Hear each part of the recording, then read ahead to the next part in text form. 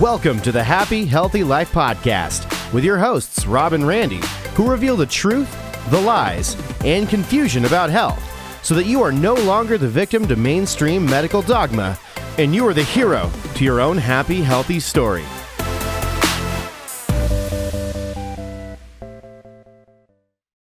Hello and welcome back to the Happy Healthy Life Podcast with your hosts, Rob and Randy. And we are the Happy Healthy Guys.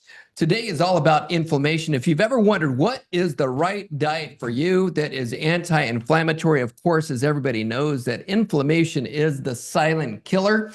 Unless you've been living under a rock, you probably know that. And you probably thought that, you know what, I'm just going to stop eating sugar and that should take away all my inflammation. I'm going to be good to go. Well, you know what? We're going to talk about why that could actually be a myth. So you're going to want to make sure that you pay attention to this. And here's what I do want to say is, I want to say thank you so much for watching and listening to the show. Everybody who is brand new, welcome to the show. Those of you who have been watching and listening since the inception, the beginning, you know what? Thank you so much for just liking and sharing the show with your friends and family members. We, anytime we're traveling, it's always fun when we talk to people that are like, hey, I know you guys.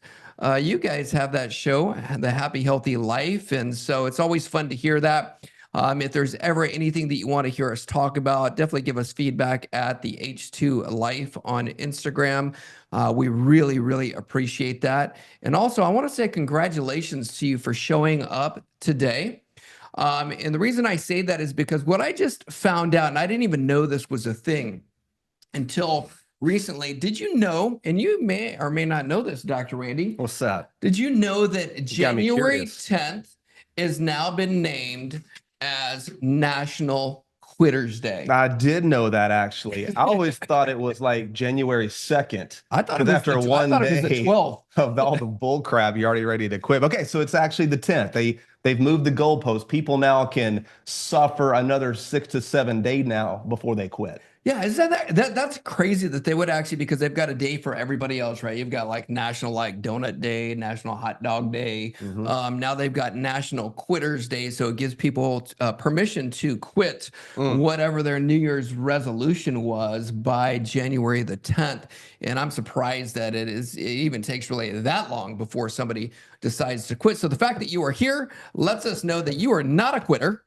You are part of the 1% that actually show up. And you know what? Here's the thing. It doesn't matter to us whether or not you show up for us. It really is about you showing up for yourself. We always talk about you being your own health CEO. So continue showing up for yourself. It's all about consistency and showing up for yourself every single day for the things that truly matter. Amen to that. And speaking of consistency, I think this is episode 99. So we're almost at 100. So don't miss next week, because obviously that is going to be our 100th episode. A lot of significance to that. But going back to the topic, I think the topic usually around this time of year and the New Year's resolution is revolving around dieting, right? And I think there's a problem when you think about that, because when you think about having to go on a diet, and when somebody's even asking us, and we're going to dive deeper into this about what's the best anti-inflammatory diet, what you're really asking is, how can I do something in the short term to get a result that maybe isn't in my best interest or is going to provide a great result for me long term? Because we know all diets have really two things in common. Number one, they work, and then they don't. And then what's the second part of what all diets have in common? Well, they work and then they don't work. And the next part is then you gain all the weight back that you cut your calories, right? You cut your calories. Yeah.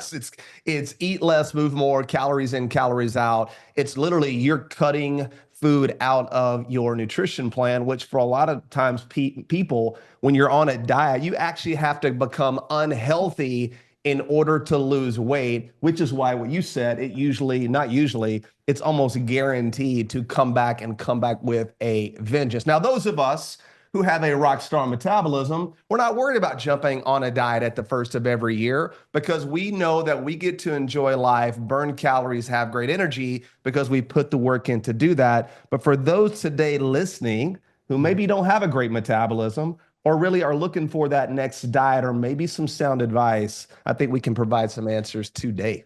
Absolutely. And that's one of the reasons why we even created our metabolism program to begin with, which also helps people to reduce inflammation. But here's the thing that you may not know is you think about inflammation as being a bad thing. Did you know that inflammation is actually a healthy response by the body? It is. It is a healthy It's a very response, healthy right? response. Yeah, it's a response by the body that happens as a result of injury that happens to the body. And so it's kind of like if you've ever sprained your ankle before, sprained your elbow, well, it gets really red, it hurts, there's pain associated with it. All those are healthy responses by your body. And it turns red like that because what's happening is your immune system is working to be able to bring different cells to that area to be able to help you to heal and to repair. Yeah, but the medical system will call that a sickness, right? So you get the splinter, the pus forms. They call the pus an infection versus the body actually creating the pus to move the splinter out of your body. So now you're taking an antibiotic or drugs to stop the body from healing or mounting an inflammatory response. Now, that's an acute inflammatory response, which is very important and very healing. What you want to not be engaged in is chronic, consistent daily inflammation where your body has hormones that like cortisol that are way out of balance, where your body now is actually causing more harm than good because it can no longer adapt. And that's really where the danger is. So I like that you talked about that. Inflammation in the acute phase is thank God for it, right? Yeah, it's not the enemy. It's your body doing the right thing under those conditions. But we want to make sure that also one of the things we always talk about is how is your body now adapting to that? Is it able to adapt to it? But yeah, when you put yourself in a state of chronic inflammation, that right there is when you start getting the cardiovascular problems. Disease, yeah, right? The chronic diseases. That's where cancer comes from. Inflammation as far as any kind of also physical ailments, whether it be lower back pain, mid back pain, neck pain, shoulder pain, all those types of things. As you get older, well, everything hurts type of thing. That's chronic inflammation. And then you have other problems like digestive issues, which is why we created a gut health program in order to really, the gut health program wasn't designed to decrease the inflammation. It was designed to get your body healthier. And then the result of that is that inflammatory process doesn't need to be there anymore. There's no longer that chronic inflammation. And then also another thing that can happen is you can actually reduce the function of your immune system, and not just your immune system, but also your endocrine system, which is your hormones. And so those are all the negative effects of having chronic inflammation. So now that you understand how it affects your body, you know what it is. Well, what are now some of the myths associated with decreasing inflammation and or diets that are associated with reducing inflammation? Yeah, just the question is, what is a great anti-inflammatory diet? So if you look up and ask, our friend Dr. Google, what is an inflammatory diet?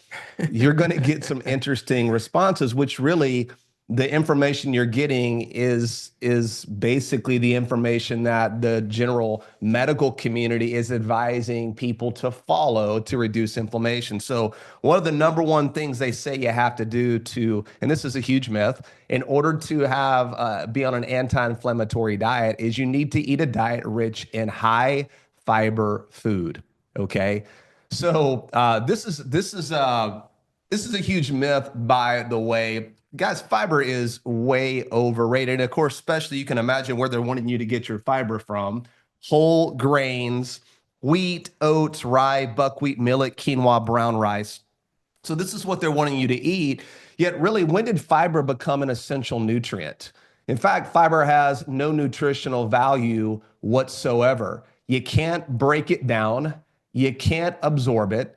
And it has certain what's called cellulase.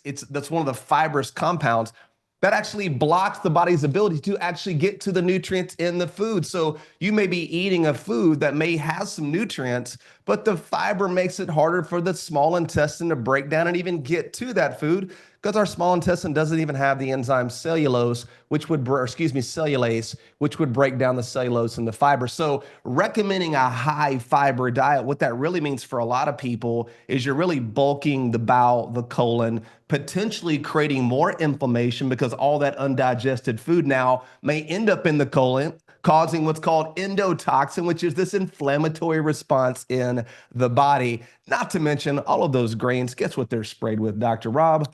They're sprayed with all kinds of pesticides, toxins, everything that you do not want. You got it. So all those fiber-rich foods are sprayed with chemicals, pesticides, glyphosate, which further cause inflammation and wreck the gut and the colon and the bowel. So I would have to go right out of the gate. If you're focused on a high fiber diet from vegetables, from grains, from rye, from wheat, from brown rice, I would say you're actually going in the wrong direction. You'd want to do a 180 with that. Yeah, for sure. And I actually just Googled it. And there you go. The first thing up there was, it did say fruits and vegetables in there. Here's one of the things though. When it does come, to the vegetables, for example, that's why one of the things that they say that you need to do as far as consuming a anti-inflammatory diet is to consume things like vegetable oils or canola oils. And what do we already know about these different polyunsaturated fatty acids like that? They are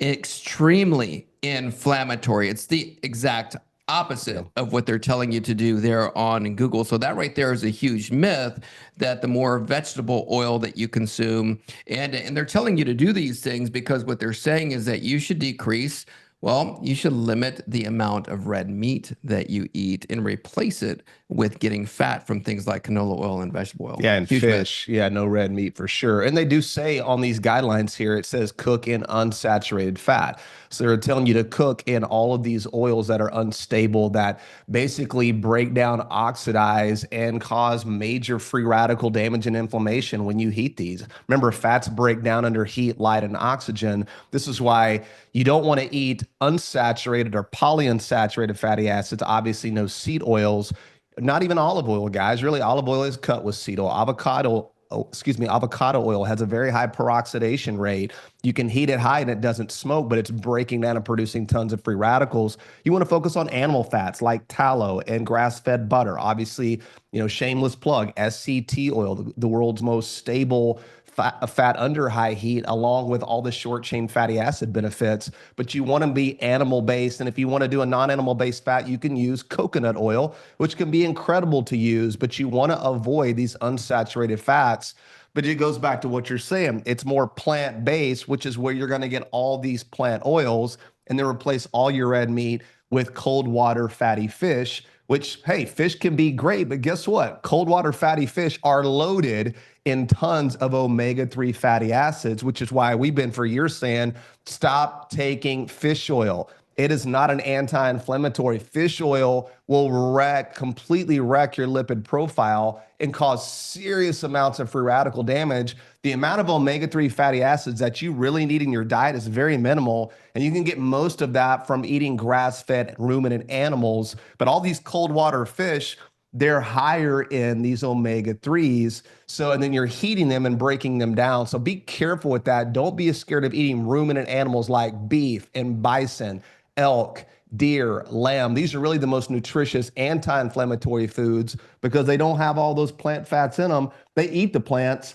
make all the good fats, which is what we really appreciate about them. And then we can eat those animals and get all those beneficial fats. It's like opposite day. I'm on John Hopkins. This ought to be good. Yeah, medicine. Their website right now, and looking at their anti-inflammatory diet, and what they're telling you is to replace sauces that have butter or cheese. Replace that with olive oil. Right? There you go. And so there you go. So that's what exactly the opposite of what it is that we just said. You want to get your butter, which is high in butyric acid, which is healthy, which is healing for your body. Get it from a raw dairy source for sure, but it's also telling you to stay away from red meat and then replace it with grains. And so or replace it with a nightshade like an eggplant or a fungus like a mushroom, which, by the way, if you're going to eat those, you better cook the heck out of those type of vegetables because they are loaded with all kind of anti-nutrients. And that's another reason why an anti-inflammatory diet requires tons of nutrients, tons of polyphenols, tons of vitamins and minerals. But these are not things you want to take as a supplement. These are things you get from your food, and you just can't get the amount of nutrients that you're going to need to be in a healthy state from eating or avoiding the foods that they're telling you. In fact, going back to eating all those grains, not only are they loaded with glyphosate, they're also loaded with phytic acid. Phytic acid is an anti-nutrient. It's a plant toxin, and it binds up key minerals. It's a chelator. So it's pulling calcium from your body so you can't absorb it. It's blocking up manganese, zinc, iron. It's chelating key minerals. Another reason to avoid plants that aren't prepared properly. And it's completely really there's no reason to eat grains you're going to buy in America because they are loaded with all the chemicals and all the phytic acid. If you're going to eat grains, you got to sprout them. You got to ferment them. They can't be genetically modified. That's why people go to Italy and they'll eat those grains and feel great, come back to America and feel horrible. So pretty much anything they're telling you to do with the standard American diet, you're doing the opposite. Eat good, healthy red meat, ruminant animals. Avoid eating all the processed foods. And here's another one that's a big myth right here, Dr. Rob. They're saying is to really avoid sugar and eat low glycemic foods. And when you think about that, listen, is processed sugar an inflammatory compound? No doubt about it. You'd never want to eat processed sugar. That clearly makes sense. Just like you wouldn't want to eat processed, meat. You wouldn't want to eat processed fats. You want to eat things that are natural. But when you're talking about sugar from fruits, fruit juice, from natural things, guys, these aren't a problem, and they're not actually inflammatory. And it's a myth that if you drink or eat these things, that your blood sugar is going to spike and you won't be able to regulate your blood sugar. A blood sugar spike or an insulin spike is a normal part of eating. It's going to spike up, and over the next hour or two, it's going to come back down. And that's a big part of making sure you're absorbing electrolytes at the kidneys, really making sure that your body's able to use glucose for energy, which is a big part of driving that mitochondria. So just avoiding ripe fruit juice, coconut water, raw honey, maple syrup, those can be healthy parts of an anti-inflammatory diet. You just want to avoid all the processed sugar and the high fructose corn syrup, which clearly is not meant for human consumption and made in a laboratory. Yeah, it's interesting. So as I'm looking through Google and going to all these different places, whether like I was just at Johns Hopkins or even on Healthline, it's interesting because the first thing that they all have in common is that it's telling you to eat plant-based diets or eat diets that are high in fruits and vegetables. Now, what's interesting is when you look around and at different people, okay, I'm a believer and look at the results that people are getting from what it is that they're doing. So when you meet somebody and they tell you, and it seems like all the vegetarians want everybody to know that they're a vegetarian, right? Right. And so, but they're they look like the most unhealthiest, inflamed people that you see when you look around. And I'm noticing it more than ever. When you look at the people who are the healthiest, it's the people who are eating more of a diet that's more of a carnivorous type of a diet. Very ancestral. Right. Very, very ancestral. Right. Yeah. Absolutely. So that right there, it's like the proof is in the pudding. And I also do happen to know, even for myself, and I think it's a good, something that you can do, because you know what? Everybody is different, right? Everybody is unique and different. And don't do something just because we told you to do it, or don't do something just because somebody told you to do it. You need to start asking better questions. And one of the questions that you can even ask is, you know what? How am I doing with what it is that I'm eating right now? Start keeping track of it. And I can tell you from personal experience, number one is that when, for example, I was eating breakfast, I would notice that I had to have more inflammation inside my body. I just didn't feel good. I also noticed that when I was eating more whole grains, more nuts, more seeds, I would feel it. And especially me, if you know anything about me, with the injuries that I had to my lower back, that's the first place that I would notice it, as I would notice it in my back. Yeah. So when I started moving more towards an ancestral-based diet, it was like, oh my gosh. Yeah, I'm pretty headstrong. And so if somebody says to do something, I'm going to go all in, and I'm just going to do it, and I'll push through it. I'll persevere through it, even if there's a lot of pain that's associated with it. And and I'll just do it. So that's why I was doing it rather than really listening to my body. Yeah. And going, you know what? My body right now is talking to me. It's telling me what it is that I should be doing, especially for the long haul. Yeah. Yeah. So- No, that's huge. I'm glad you brought that up because that's another couple of items that are myths about being on a anti-inflammatory diet where they say you want to eat lots of beans and legumes and lentils and nuts and seeds.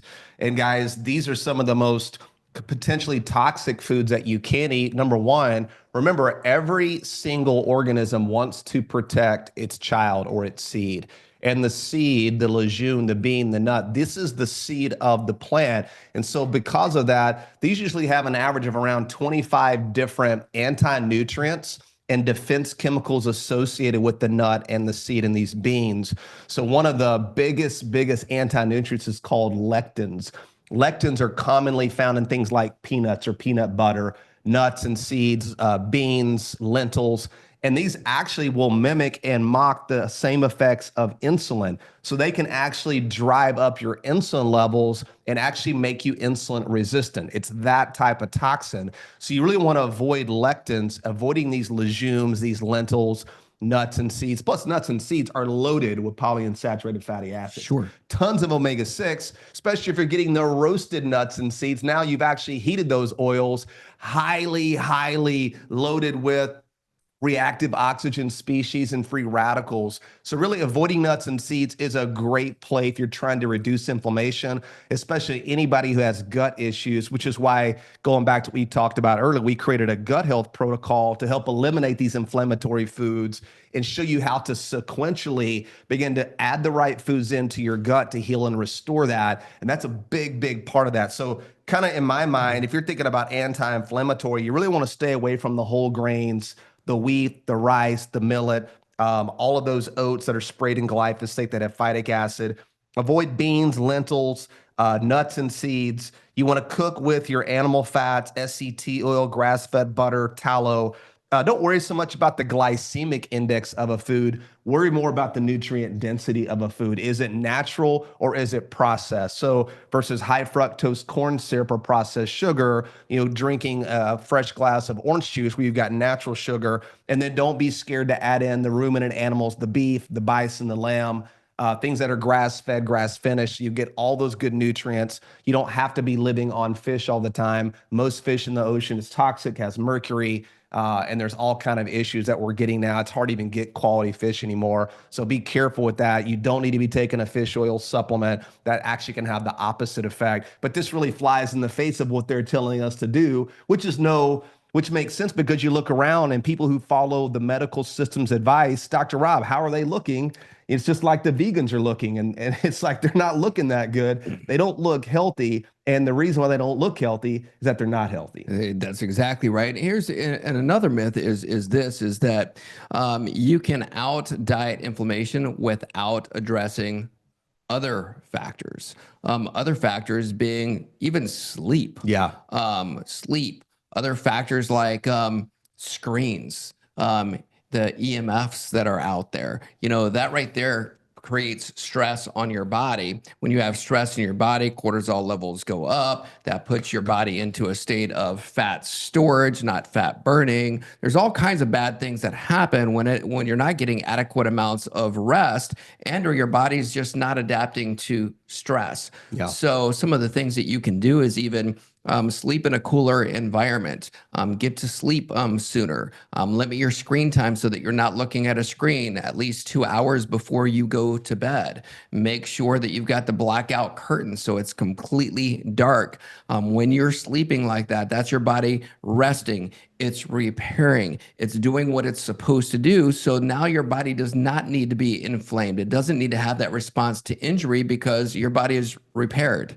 It's in a state of repairing while you're doing that. So that's one thing that you can do. And also, it's like, people here, what, if you really want to have a great day, you need to win the day first thing in the morning. So what's your morning routine look like? Are you already starting yourself off in that state of stress? In other words, you wake up later than you know that you should. Not only do you wake up later than you know you should, the first thing that you do is you reach over, you grab your phone. Oh, Now you're being controlled by whoever texted you, whatever the notification is, whatever the social media is. Now you're comparing yourself to everybody else who looks perfect, that they have their lives put together. That's automatically starting your day in a state of stress versus starting your day off in prayer, in meditation, journaling, gratitude, movement, exercise. Really starting your day like that's going to help you to decrease the inflammation right from the very beginning and the very start.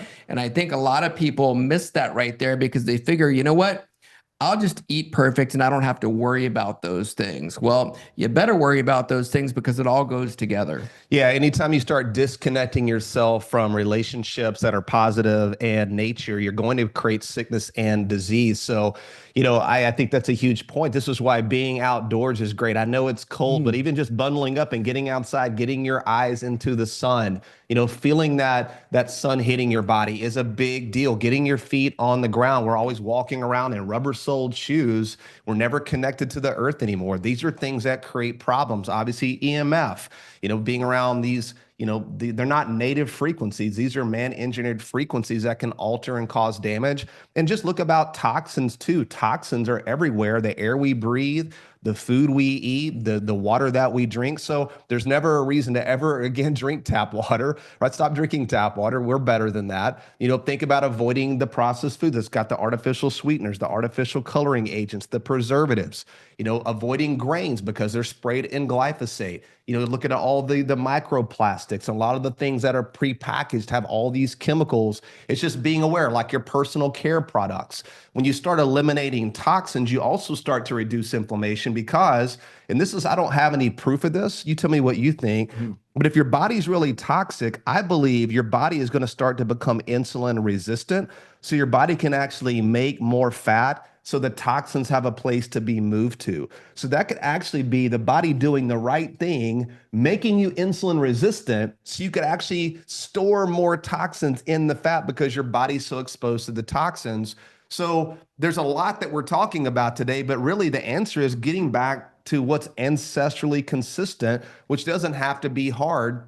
Avoiding, we're in a world now where it feels like everything that we do is the wrong thing. So go back to the basics. The best thing you can do is talk to your grandmother if she's still alive. Talk to a grandfather. Talk to somebody who was around, 50, 80, 100 years ago. They can give you the best health advice of your life. And they're going to be way smarter than your doctor, way smarter than us, because they're going to show you how they lived. And how they lived, weren't grabbing the cell phone in the morning, right? They were actually getting outside. They were eating real food. They had their own animals. They had fresh pastured eggs. They had, their own garden. They were actually at farmer local markets. I remember my grandfather, he would actually in his garden get up and go to the market every single weekend to take all those fresh vegetables and foods to sell at the market.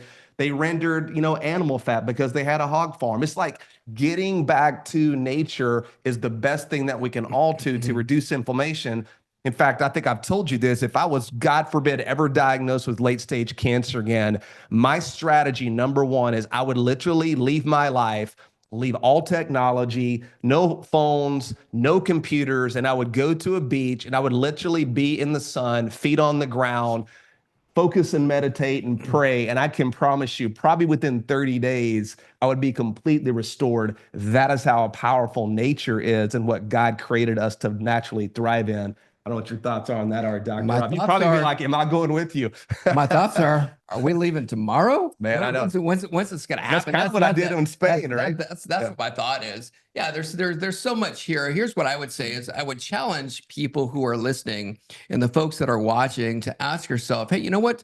What's the one change that I know that I need to make? What is the one thing that I need to either remove, or what's the one thing that I need to add in 2025 that's going to make the biggest impact in your health? Don't think, it doesn't have to be 100 different things, but what's the one thing that you know that you need to remove? Maybe some of you are still eating the seed oils or consuming seed oils, and you just haven't gotten to that point where you're okay with going to a restaurant and asking them if there's seed oils in there and it needs to come out. Maybe this is the year that you're like, you know what? I'm going to take a stand for myself. And every single time that I go out to eat, every time I go to the grocery store, I'm going to request that there's no seed oils. I'm going to tell them I'm allergic to it, and I'm not going to consume that. Maybe it's for you, like right now, I don't know how long it's going to go for, but I'm on a 40-day social media fast. It started off as 21 days, and now I've upped it to 40. Who knows how long it's going to be? But I tell you what, I have a lot more time on my hands than I ever thought that I would. And one of the things that I know that one of my goals and intentions this year was to go deeper in my relationships with people. And even just this morning, I wasn't actually drinking coffee. My daughter was drinking coffee, but when I was sitting there hanging out with my daughter, because we go to a coffee shop and hang out every morning, just not even thinking about there being any notifications on my phone to check any kind of scrolling or social media made me way more present with her. So I'm really curious to see what that's going to be like in the next, in the next 21 days or the next 40 days. I imagine that it can only be better, but I do notice that I'm doing a lot more things that are way more productive for me and are way more in alignment with my purpose. That's for sure. What does that do? That reduces stress. Yes. And then that reduces inflammation or chronic inflammation in my body. I will say I did go through some withdrawals at the very beginning. We talked about that last week, the phantom text, where you think that you're getting a notification, but you're not actually getting a notification on your phone. Talk about stressful. Now it's like, I just leave it to the side. I don't even care. Yeah, no, that's good. That's good. It's good to detox from technology for sure. I think it's a stress that we're faced with now that, our ancestors didn't face, but they were facing maybe getting killed by a wild animal that we don't really face today. So there's the good, the bad. All you can do is try to do the best you can in the environment that you're in. But one of the tips I would give to, as we're finishing up here, would be what you said, but this is really what we have done is you can't change it all at once. And that's just too much. The best way to do this is you do pick one thing, right? And you change that one thing. That's really what I've been doing, that you've been doing, I guess for me, since I was really about 25 years old when I started chiropractic school, is I just began to make small changes. And now, 25 years later, hard to believe now at 50 years old, when we talk to people and people, get to know more about us and we dive deeper with some of the topics that we discuss, people can sometimes be very potentially impressed. And it's like, well, there's really nothing to be impressed about. All I did was just start learning and reading and growing and changing and being willing to disrupt old paradigms and learn new information and then put it into action and then keep making change and keep moving forward. And then the next thing you know, 25 years go by and it looks like you've changed 1,000 things, and maybe you have, but it doesn't feel that way, and it's really second nature. And so I love living this way once you can make those changes because it does become second nature. I remember 5 years ago, I didn't always ask the server what they cooked the food in. And now, I don't know, I don't remember the last time we went anywhere where we didn't ask them, hey, what are you cooking this in? And, I'm just not going to go to a restaurant and not ask because I don't want to work this hard on my own health to have some restaurant who doesn't have my same values cook my food in some rancid seed oil. I'm just not going to do that. So stand up for yourself. You are your best advocate. Health is your number one investment. It's not about being perfect. It's about being open to make changes. And just the changes, what is the change you're going to make this year? What's the very first one? Some of you probably already know. So what's the second thing you're going to make? And by the end of this year, 8, 10, 12 things can look a lot different for you. Yeah, absolutely. Just pick one thing a quarter, even. It's interesting that you said that because I know that there's a lot of times where we're not afraid to change a lot of stuff. However, the majority of what it is that we've done, it has been over incremental. time. Yeah. Because as you were talking, I was just thinking about, for example, like all the things that I do on a daily basis, and if people will talk to overwhelming. us and they'll go, Feeling "Wow, that, yeah. you know what? That's really cool that you do all of those things." And then when I it could does, never do that. I could never do that. I It could makes never them do go, that. you know what? I definitely don't want to do that. So yeah, so it's something that happens over time. So Yeah, or they assume things like I could never live on salads. I'm like, what are you talking about? I hadn't had a salad in 3 years. You eat salads? that's Seriously, you got to catch up to the latest, man. But they make assumptions like, oh, you must starve yourself because you're healthy. Actually, I eat like over 3,000 calories a day on a low day. So somebody just sending me a message. They're like, "Oh my gosh, I'm doing so great at the new year. I'm doing this detox, this detox cleanse." I'm like, what'd you do? And they sent me a text message, and it was like, I just had this detox soup, and it was like had like 100 different vegetables in it. And I'm like, you can feel the gas mounting. It's like, oh my God, my stomach's getting so bloated. I'm like, wow, you had more vegetables yesterday than I think I've had in the last 2 years. And so it just gave them permission to be like, maybe this isn't the best thing for me. But anyway, I just thought that was funny. So Interesting. all right.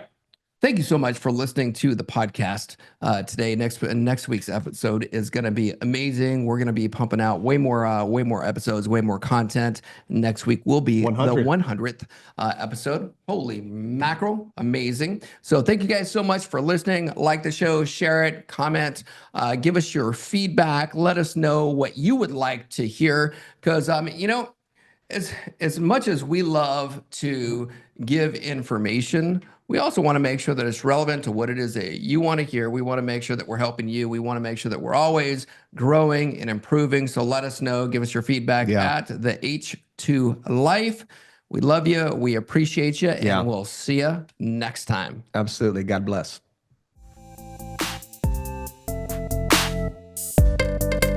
Thanks for listening to the Happy Healthy Life podcast. If you enjoy the show, make sure to follow them on Instagram at the H2 Life or on YouTube and Facebook at the Happy Healthy Guys. Don't forget to like, subscribe, follow, and review the show wherever you listen to podcasts.